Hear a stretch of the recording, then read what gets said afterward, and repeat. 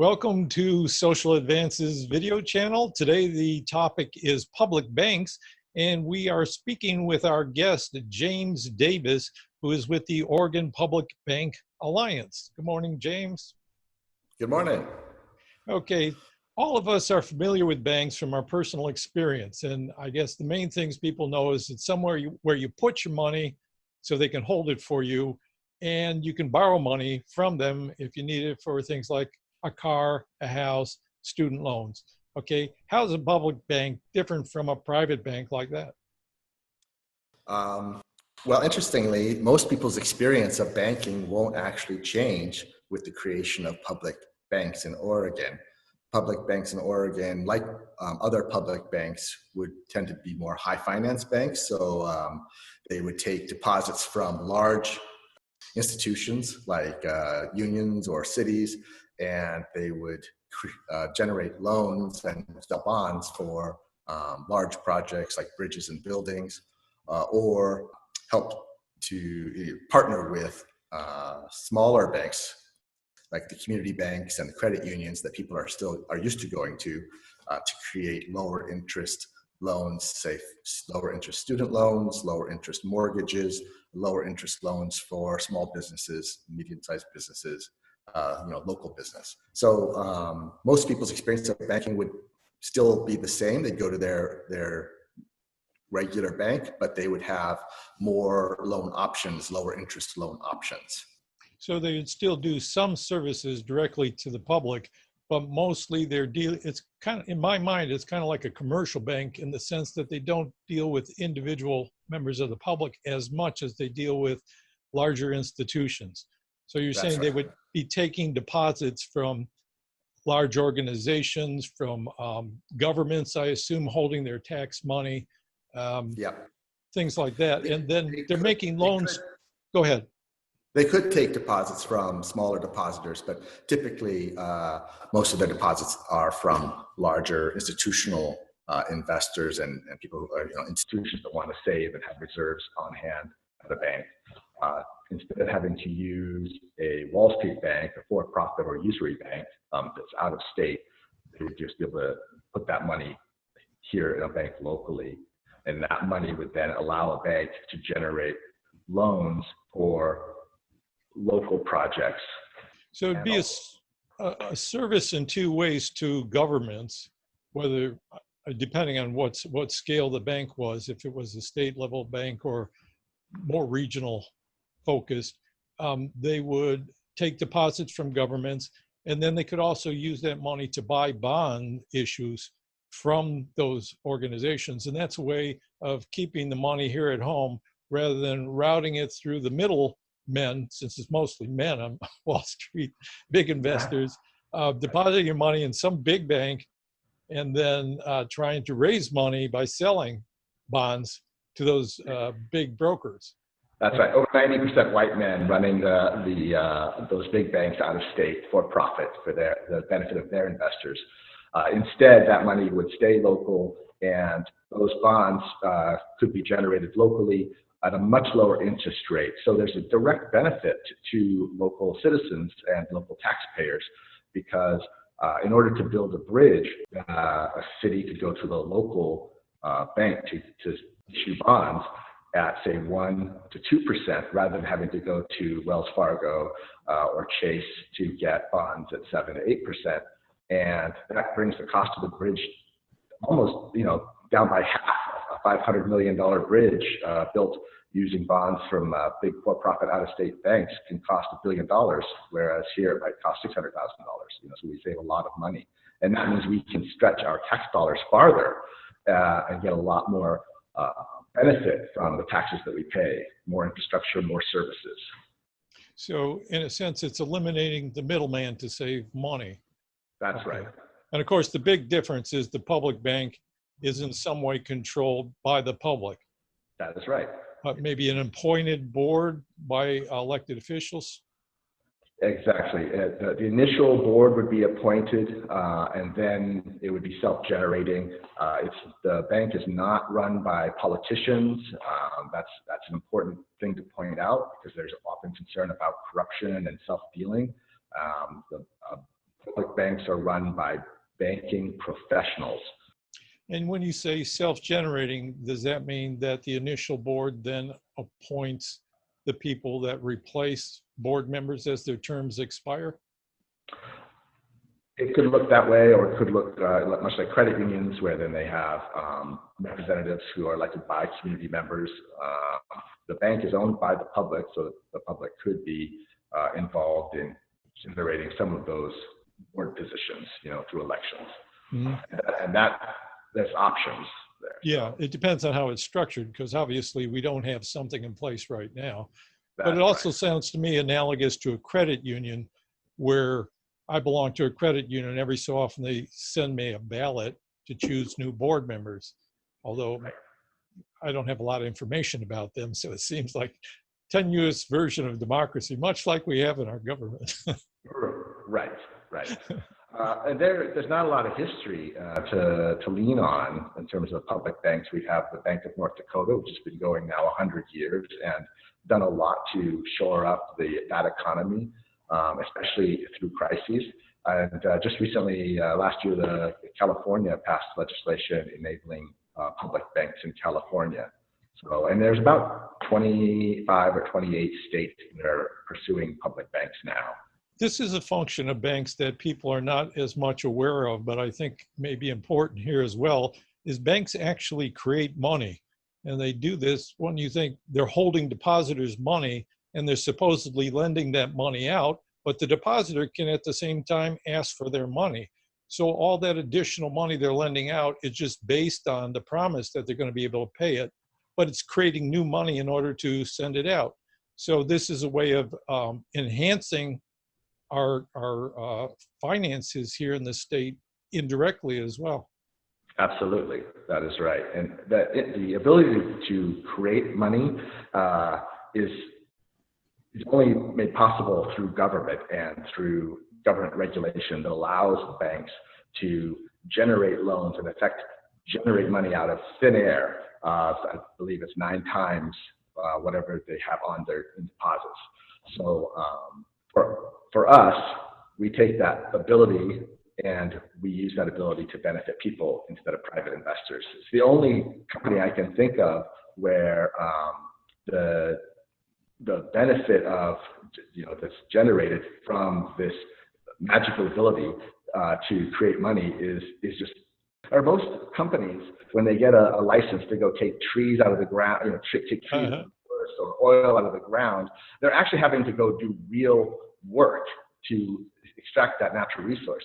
Whereas a bank just gets to wave a magic wand and deposit money into people's accounts that didn't exist before, and there's no actual work involved in that except for the work of accounting. So it's a very lucrative business, and classical economists actually look at usury banks as almost like theft. It's like there's no real work there. So banks around the world, many banks in other countries are public banks, and so private banks, there's these two different competing systems, public banks versus private banks, or not really competing, but different ways of approaching it. And the fact that this is such a powerful tool, it only makes sense that it should be run for the public, by the public, for the benefit of the public. I think people often associate this with socialism for good reasons, because it has socialist overtones. But what they're not aware of is we don't have a completely private banking system anyway. That we have the Federal Reserve, which is a hybrid that has private bankers giving advice to people appointed by the government who are largely autonomous from Congress. So it serves the function of making sure the system is subject to some public control, but it's also subject to a lot of control by the big banking corporations around the country. Right. And public banks are charged with a public mission. The profits from interest generated by loans to public banks can be used for other public benefits, like subsidizing low-income loans, or loans to traditionally redlined communities, or loans to minority-owned businesses. And yes, it does have a kind of a sense of a socialist history, but it's also like the Bank of North Dakota was generated by farmers who were tired of paying high interest loans for their farm equipment and ended up forming a nonpartisan league and taking over the North Dakota legislature and passing a public bank. So it's also a very conservative approach to handling banking, because it's about local control and keeping our money local. So it should appeal to everyone and benefit everyone. To some extent, it's decentralization. Instead of having banking all controlled from the federal perspective, the states gain some control over finances themselves. That's and right. By the way, what happened in the 30s with the Bank of North Dakota is they refused to foreclose on the farmers. You had farmers being foreclosed on all across this country, but not in North Dakota, where the Bank of North Dakota had a lot of those loans, and they helped those people get through that time.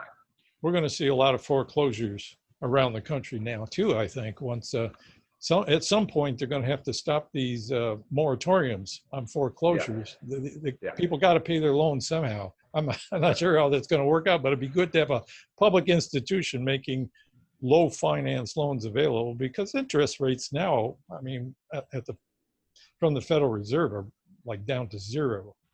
Yeah. So more of that should translate to people that are in real need. I should also add, socialism is not necessarily a bad word to everybody watching this video. So to me, it doesn't have bad overtones. No, and the fact that socialists and conservatives share a common history, at least in that time period in North Dakota where they were aligning together, there were a lot of people who are traditionally conservative who would also appreciate having a locally owned and controlled bank versus having their distant Wall Street for-profit banks controlling their loans and able to foreclose on their farms and businesses. So it's something that could appeal across the board, regardless of these kind of rigid political categories that we're constantly forced to believe have some basis in reality. Absolutely, that's exactly right. Okay, so where are things at in Oregon right now? You said North Dakota has the only public bank in long-time existence here. I saw, perusing some stuff this morning, there's also one that was recently created for Native Americans and one in American Samoa. That's right. And a lot of energy around this in several states around the country. So where are we at here in Oregon? Here in Oregon, it's actually legal for cities to create public banks. So, but there isn't a prescriptive or prescribed path for doing that. And there's some concern about lawsuits if, when cities just go out and start creating public banks. They would like a little bit of guidance. So right now, the Oregon Public Bank Alliance is working to pass legislation in the coming session, hopefully, that will clarify a path for the creation of public banks. So did you say local public banks are legal or illegal? Currently, according to Legislative Council, they are currently legal. They're legal? Yes. Okay. Yes. But what we want is legislation to give it some kind of structure, some regulatory structure. That's exactly right. Yeah. And there is a prohibition of state banks in the Constitution that says that the Legislative Assembly shall not have the power to establish or incorporate any banks or banking companies. But that power is not, that power is still available to home rule charter cities across the state. Do you have any idea where that constitutional provision came from? What's the history behind that? Why did they forbid the state from having a public bank? Sounds like a reaction to the progressive movement back in the early 20th century. Yeah, I don't really know the answer to that, but I could imagine that banking interests had an influence on that particular part of the Constitution, and they thought maybe that would handle it without realizing that just forbidding the legislature from establishing a public bank doesn't keep cities from doing it or municipalities. So the Oregon Public Bank Alliance, who's behind that? Yeah, that is, it's a coalition of people from across the state, and it's a growing coalition. It also includes minority-owned or more minority associations like Apano, and we're in the process of going out and bringing in more and more people. So right now, I just encourage people to go to our website and look, and you can see the list of people who are currently on board, and just know that that list is growing. There was a piece of legislation in the hopper back in 2019, the regular session. That was very messy session. So I guess that was one of many bills that got. Yeah, we were just a casualty. A lot of people looked at that legislation and thought, oh, this is a slam dunk. It's not a difficult bill to pass. And then it was confusing for some other people. And there was just so much going on in the session that it just became, it just dropped to the wayside. So it was a casualty. It was a casualty, yeah, of that session. We have, right now we're going out and getting a lot of sponsors for the current session. And we're very hopeful that we'll pass it in the 2021 session. Okay, so January, hoping something something will get introduced if you have people already co-sponsoring. What's the support looking like? Does it feel like it has a good chance, or work needs to be done? Should people be phoning their legislators right after the election? Right now, people should be going onto our website at orpubbank.org and just signing up so that we can notify you when is a good time to call or write, so that we can apply pressure at the right times versus just having more of a willy-nilly approach. I would encourage people to go and sign up on our website, and that way they can stay informed. And have you encountered much political resistance? Like, are there forces gathering on the other side of the issue to try to kill this? No, we have not experienced that yet, and we're hoping that that remains the case. We're in conversation with community banks and credit unions in particular who stand to benefit from this legislation. One of the unique things about the banking environment in North Dakota is it's a very vibrant banking environment because the Bank of North Dakota partners with community credit unions and community banks to underwrite a lot of their loans and to provide lower cost money for them to be doing banking with. So in a sense, it acts as a banker for these banks. Absolutely, right. So you don't have to go to, again, those distant for-profit Wall Street banks for that. You can just look for ourselves here locally. Not necessarily competing with local banks and credit unions, but be offering them a service. Benefiting them and benefiting our communities, exactly right. So what are your concerns about going forward? Just that it's not going to get enough attention, that it'll be neglected in the rush to do other business? How good do you think the prospects are? Well, there is a lot coming up in the session for sure, and especially dealing with COVID-19 and the current pandemic and the economic fallout from that crisis. We have a health crisis that's led into an economic crisis, and so those things will get a lot of attention.